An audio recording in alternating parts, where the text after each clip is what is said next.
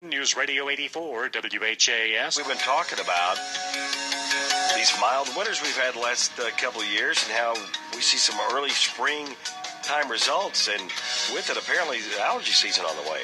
Let's talk it over with Dr. Al Johnson, who is Doctor of Internal Medicine and Allergy Specialist with Johnson Medical Associates. Hi, Dr. Al. How are you? Just fine. Good morning. Good morning to you. Well, I've already got a cold, so I'm having a hard time figuring out what's allergies and colds anymore around the Ohio Valley. That's always a problem. A lot of times the allergies flare up the mucous membranes, and then you get a secondary infection. Oh. So that's not too uncommon in the spring as new pollens come up, stimulate your immune system and create the congestion and decrease the response of your normal immune system. Unfortunately, Dr. Al, here in the Ohio Valley, there are so many people, it's like welcome. So many people suffer.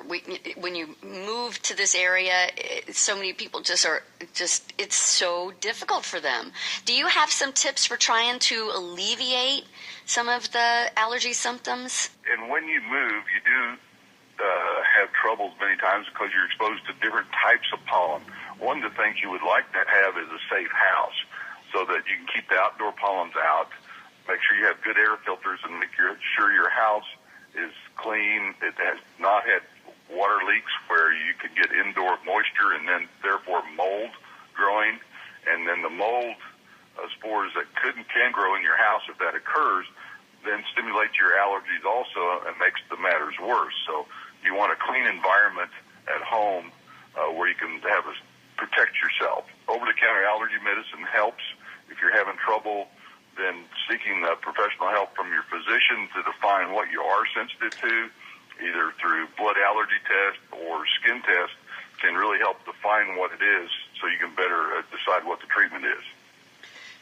Those over-the-counter medications, let's talk about that just for a second, because my internist, actually, and I don't have terrible allergy problems by any means, but my internist recommended just a simple regimen of saline solution rinses in the morning and in the evening, and I tell you, just doing that simple thing has seemed like it has made a huge difference for me. Oh, it is, and that is the best way to start. It's just like washing the dirt off your skin. You use the saline to wash the pollen out of your nose and your throat and your mucous membranes, and so you're not continuously exposed to it. And particularly, you do it at night when you get home and before you go to bed, and you have a clean house, then you're not exposed for 12 hours to the outdoor pollens nearly as much as you are during the day. And, of course, that's something that you don't have to worry about chemicals in your body because it's just sodium chloride, right? Yeah, just sodium chloride, nothing else, and it works very well. The non-drowsy over-the-counter antihistamines work well if you only have allergies for a short period of time. But long-time allergies or repeated allergies, or if you have allergies year-round due to the different trees, grasses, weeds, and molds, then you need more intensive treatment. When do you know when you need to go see your doctor, particularly when it comes to, we're still in cold season right now, and you think you're getting over it. It's a couple of weeks into it, and you're not sure really what you have, but you still have, membrane activity, shall we say? Exactly. Well, flu season is still around, so one of the complications of flu is secondary infections, and that's what people die from. So if you're not getting better, you're running fever, be sure to go see your physician, and sooner is better than later so you can get it stopped.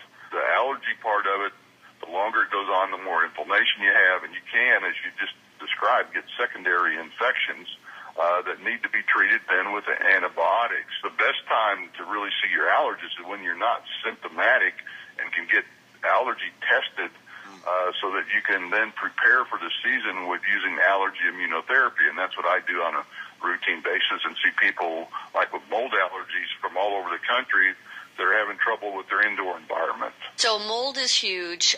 Obviously, the outdoor allergens are huge.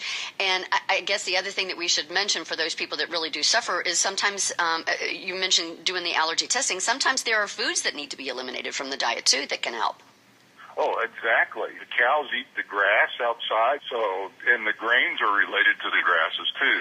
So during the pollen season, foods that may be related to the pollens only exacerbate your symptoms. Dr. Al, it's great to talk with you. Thanks for your advice, and we'll put this up on our website so people, if they miss part of it, they can hear the entire interview. Thank you. Excellent. Thank you very much. Johnson Medical Associate, Internal Medicine and Allergy Specialist, Dr. Al Johnson.